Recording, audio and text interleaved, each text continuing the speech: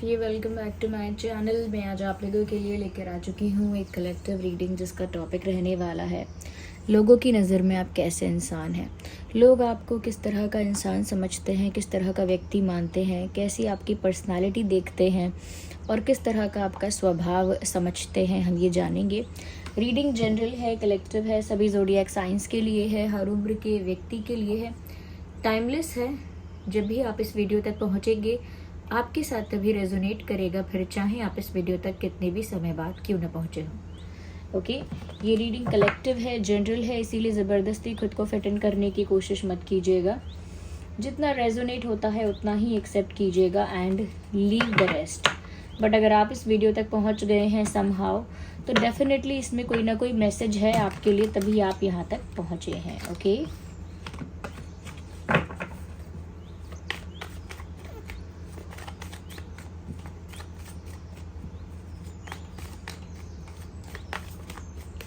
आइए देखते हैं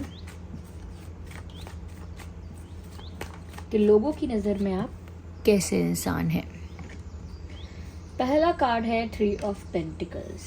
इंटरेस्टिंग व्यूअर्स, लोगों को ऐसा लगता है, और ये ज़रूरी नहीं है कि बहुत सारे लोगों की बात हो, ये 1-2 लोगों की बात भी हो सकती है, बट लोगों को ऐसा लगता है कि आप एक ऐसे इंसान हैं जो टीम वर्क अच्छे से कर सकते हैं।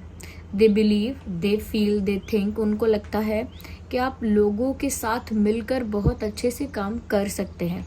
कई लोग ऐसे होते हैं या कई लोग ऐसे होते हैं जो खुद अकेले अपना काम तो कर लेते हैं, बट उनको अगर टीम वर्क करने के लिए कहा जाए या किसी के साथ मिल के कुछ काम करने के लिए कहा जाए तो नहीं कर सकते, या फिर वो अपने पास वाले से वो काम नहीं करवा सकते जो एज अ टीम करवाना चाहिए। तो मुझे ऐसा लगता है कि आपकी इस चीज़ में बहुत अच्छी इमेज है कि लोगों को लगता है कि आप सबको लेके चलते हैं। सबको लेके चलने का मतलब है एक तरह से सबको कलेक्टिवली आप जोड़ के रखते हैं। ओके, और आप जहाँ पर होते हैं वहाँ पर लोगों के साथ बहुत अच्छे से कोऑपरेट करके काम कर सकते हैं। लाइक आपके अंदर बहुत नखरे नहीं हैं कि मैं इसके साथ ये नहीं कर सकता, उसके साथ तो बिल्कुल काम नहीं करना, इसके साथ तो कोई प्रोजेक्ट नहीं हो सकता, इसके साथ तो बात भी नहीं हो सकती, मैं नहीं करूँगा, आप लोग कर लीजिए, या मैं नहीं कर सकती। आपका ऐसा एटीट्यूड नहीं है। So you are very cooperative and you have a good coordination. Okay, coordinate अच्छे से कर सकते हैं, कोऑपरेट अच्छे से कर सकते हैं, और आप लोगों के साथ मिलकर अच्छे से काम कर सकते हैं। इसीलिए आपके बारे में ऐसा लगता है कि आप टीम वर्क में बहुत अच्छे हैं, बहुत माहिर हैं।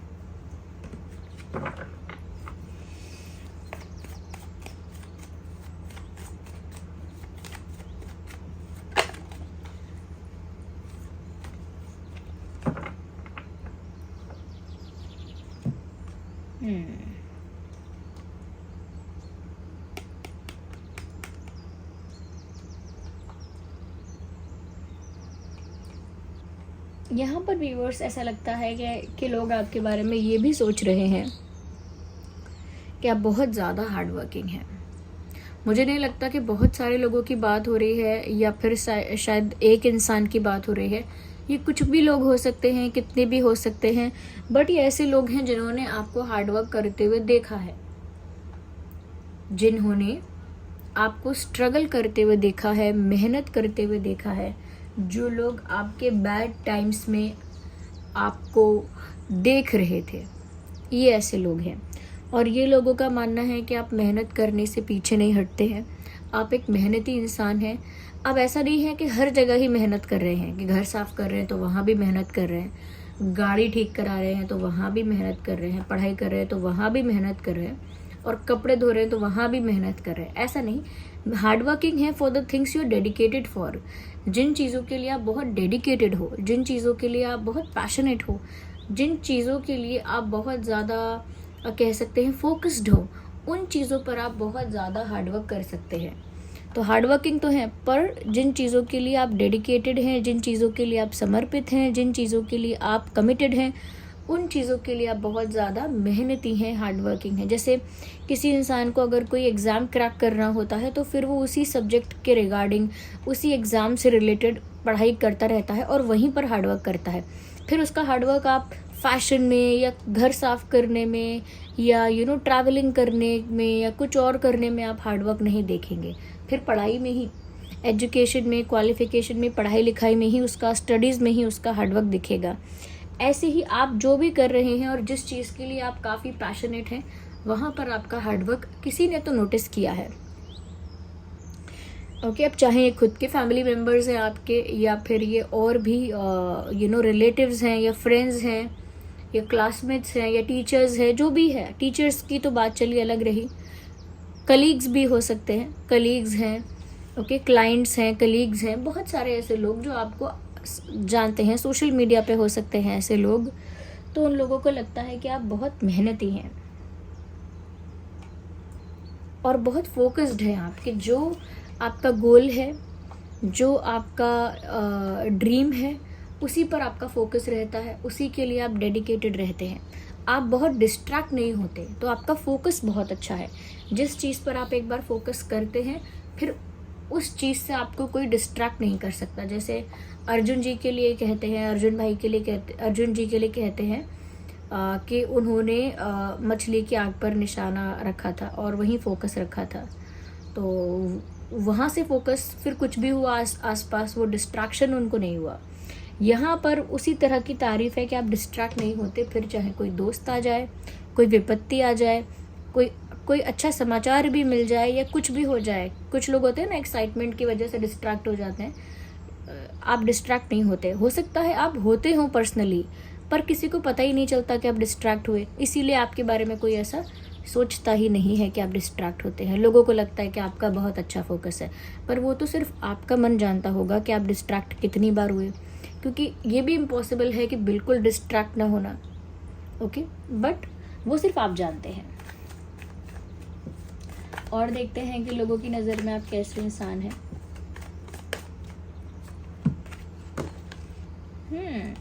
अच्छा, लोगों को लगता है व्यूअर्स, आप एक ऐसे इंसान हैं जो बहुत ज़्यादा ट्रैवल करना पसंद करते हैं। हो सकता है आपने ट्रैवलिंग स्टार्ट कर दी है या ट्रैवल करने लगे हैं, या फिर ऐसा बोलते हैं, बताते हैं कि आपको दुनिया घूमनी है, या फिर कोई डेस्टिनेशन है ऐसी स्पेसिफिक कि मुझे वहाँ जाना है, इस जगह तो मुझे एक बार ज़रूर जाना है, उस जगह तो एक बार ज़रूर जाऊँगा या जाऊँगी, फिर चाहे वो कोई भी जगह हो।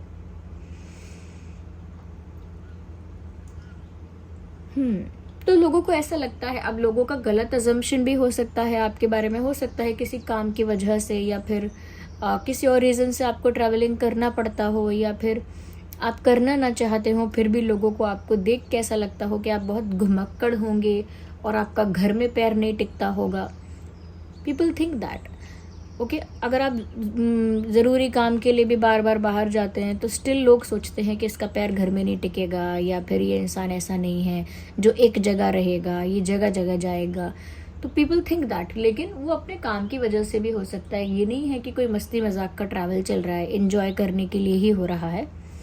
ओके, अब people can enjoy their work also. अगर काम के लिए भी हो रहा है तो लोग उसे भी इन्जॉय कर सकते हैं, और लोगों को लग सकता है कि ये इन्जॉयमेंट के लिए कर रहे हैं। तो लोगों का अजम्पशन लोगों पर ही छोड़ दीजिए, और आप रियलिटी में क्या करते हैं वो हो सकता है बिल्कुल डिफरेंट हो।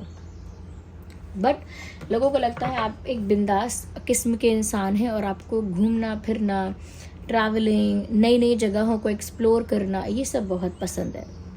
Okay,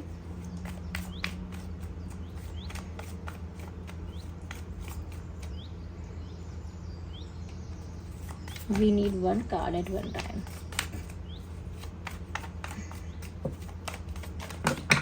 Hey, we need one card, not these many.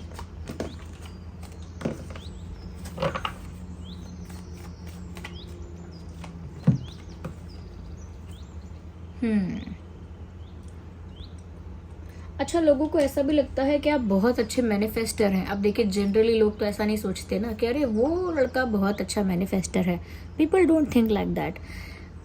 आप बहुत अच्छे मैनिफेस्टर हैं से मतलब है कि लोगों को लगता है कि भगवान की आपके ऊपर कोई ऐसी कृपा है, कोई ऐसा आशीर्वाद है कि लाइफ में जिस चीज़ की आपको ज़रूरत थी वो आपको मिल गई, या जिस चीज़ की इच्छा थी वो आपको मिल गई। आपका कोई भी काम कभी रुका नहीं, कभी रुकावटें आई, पर ऐसी रुकावट नहीं आई कि काम रुक ही गया हो, काम हो ही नहीं पाया हो, या फिर आपने जो आप डिज़र्व करते रहे वो आपको आसानी से भी मिला, या फिर जितना आप डिज़र्व करते थे उससे बेटर भी आपको मिला।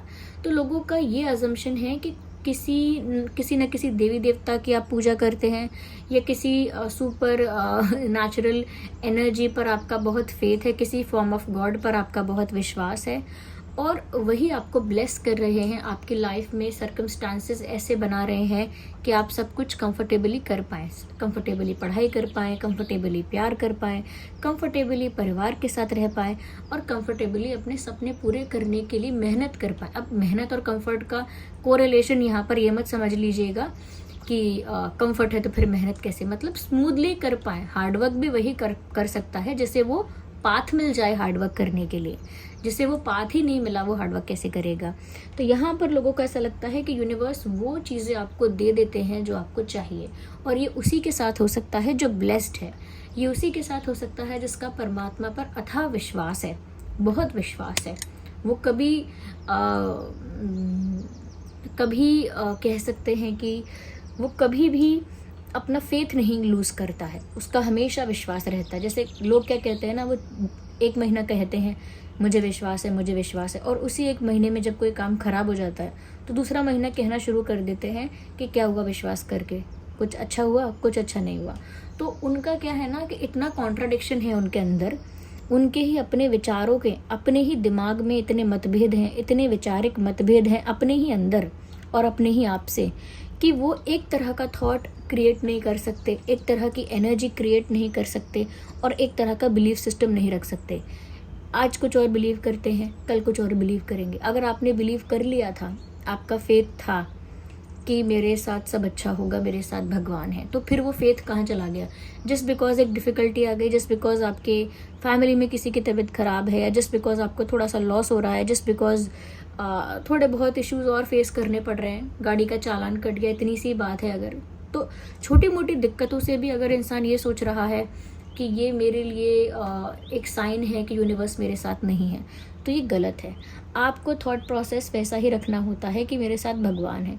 जनरली जो लोग भगवान पर फेथ रखते हैं, यूनिवर्स पर फेथ रखते हैं, वो ऐसे ही होते हैं कि जब कुछ गड़बड़ होती है तो बोल देते हैं कि ज़रूर इसमें आगे कुछ अच्छा होगा मेरे लिए, क्योंकि वो जो भी करते हैं अच्छे के लिए करते हैं। यूनिवर्स, भगवान जो भी करते हैं अच्छे के लिए करते हैं, इसमें ज़रूर आगे जाके मेरी अच्छाई छुपी है।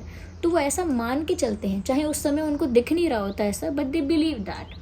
और उस समय लोगों को लगता है हाँ तुम मन बहलाने के लिए कह लो, ऐसा मन बहलाने के लिए ऐसा कहना अच्छा है, but it is not about मन बहलाना। ये मन को शांत करना या बहलाना नहीं है, ये तो अपने आप को रियलिटी से वाकिफ़ कराना है कि जिन पर मेरा फेथ है वो सब कुछ हैंडल कर ही लेंगे, और वो एट द एंड हैंडल होता भी है।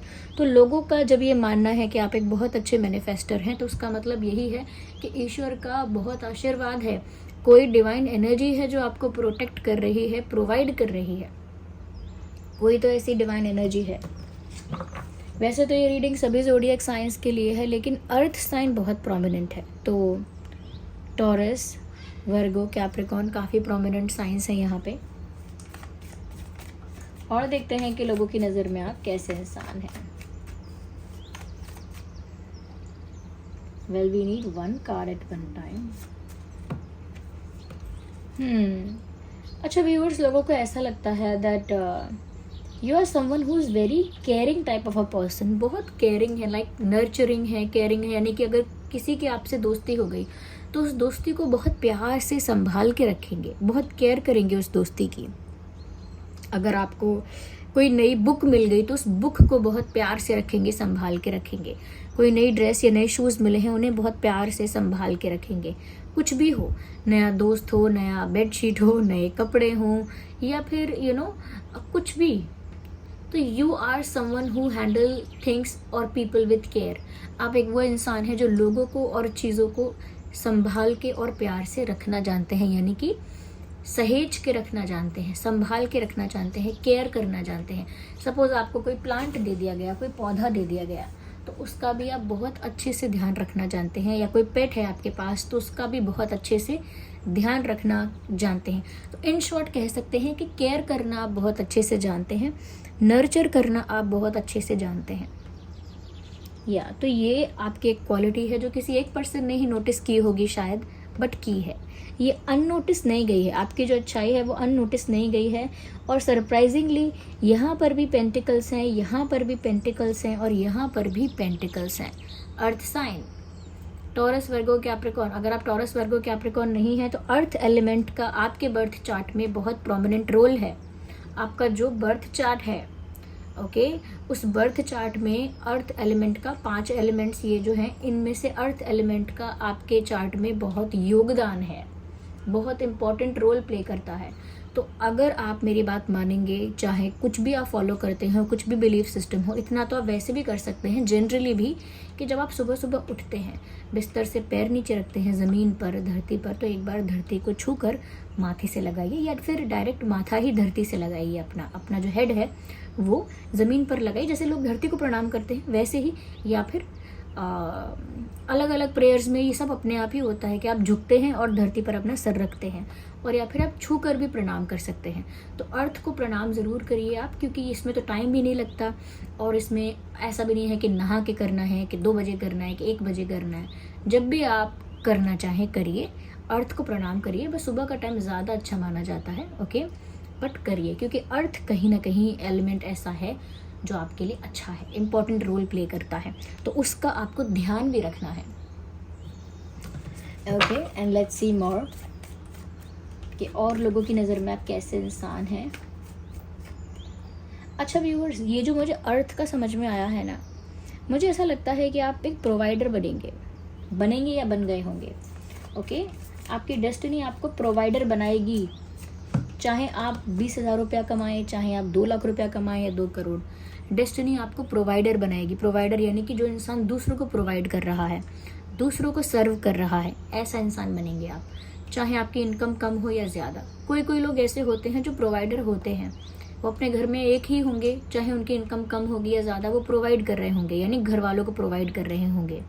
कई लोग ऐसे भी होते हैं जिनकी इनकम बहुत ज़्यादा है, बिजनेस करते हैं, बहुत ज़्यादा अर्न करते हैं, बट फिर भी वो इतने लोगों को प्रोवाइड नहीं करते। बस उनके अगर एक दो बच्चे होते हैं, या अगर उनकी फैमिली बहुत छोटी होती है, उनको प्रोवाइड करते हैं, तो वो भी करना बंद हो जाता है, क्योंकि उनके घर वालों को भी ज़रूरत नहीं है, या कुछ भी और सिचुएशन क्रिएट हो जाती है, तो प्रोवाइडर बनना भी एक, कह सकते हैं कि आपके लिए वो लिखा जाता है।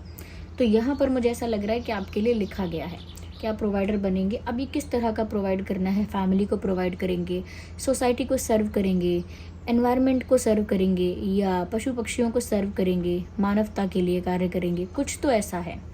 अभी नहीं तो वो बाद में निकल कर आएगा, हो सकता है बुढ़ापे में निकल कर आ जाए, बट थिंग्स विल हैपन।